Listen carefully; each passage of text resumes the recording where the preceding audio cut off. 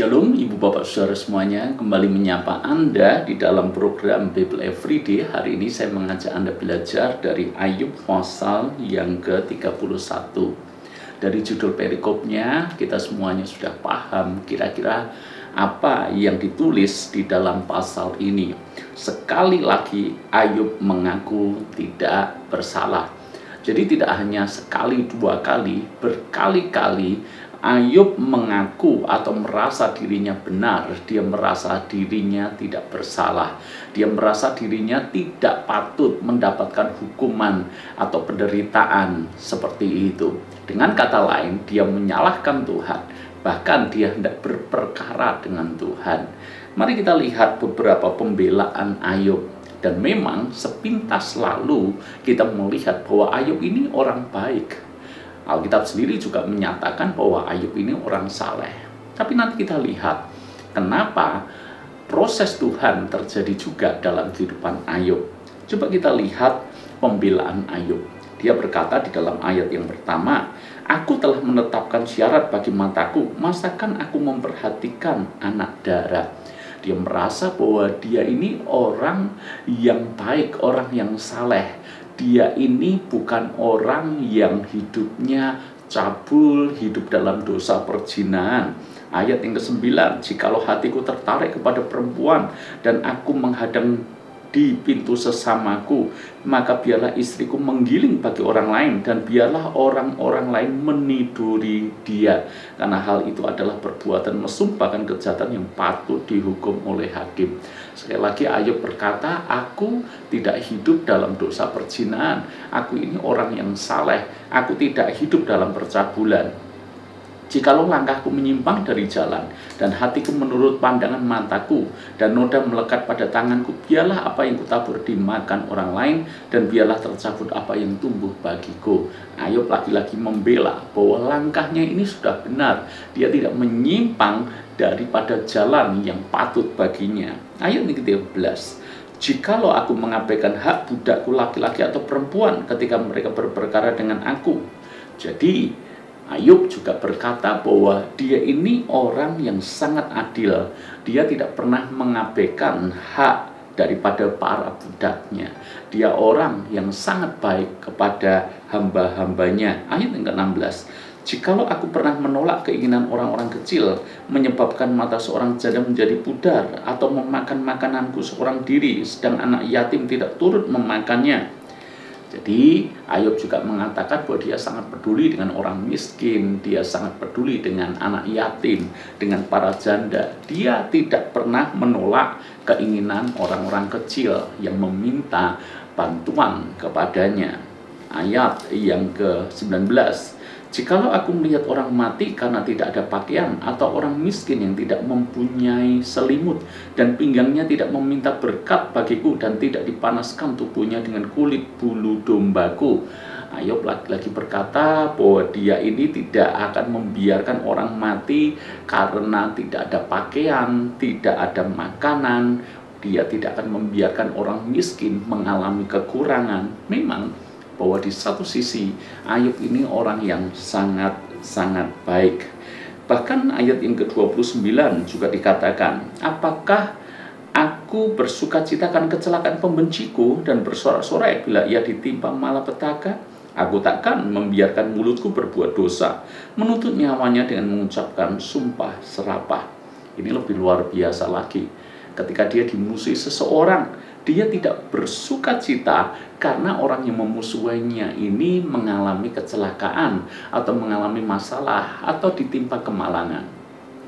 Dengan kata lain, Ayub tidak berkata, bahkan urusan di hati ini pun dia sangat-sangat beres. Itu sebabnya dia tidak terima kalau dia dalam kondisi sebaik itu, sesaleh itu, serohani itu, justru ditimpa berbagai-bagai penderitaan. Apa yang kurang dari Ayub? Justru pembelaan Ayub ini menunjukkan ada sesuatu yang salah. Masih ada ruang dalam kehidupan Ayub yang mesti harus dibereskan. Ada kelemahan Ayub yang mesti harus ditutup. Ibarat emas, dia ini masih ada campuran kotorannya. Makanya Tuhan perlu memproses Ayub supaya dipisahkan dari kotoran itu. Apa kelemahan Ayub yang bahkan dia tidak menyadarinya?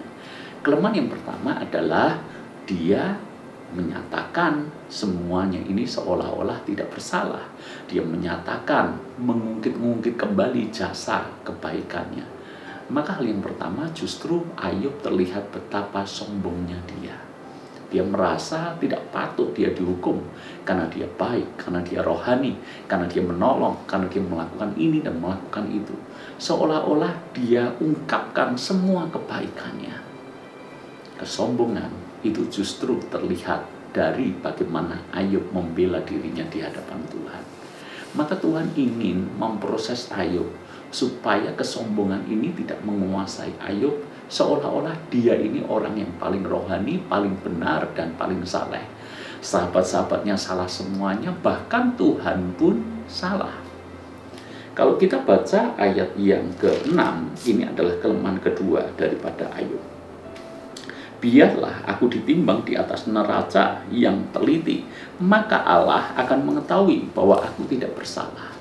Hal yang kedua yang merupakan kelemahan Ayub adalah dia bahkan berani menantang Tuhan.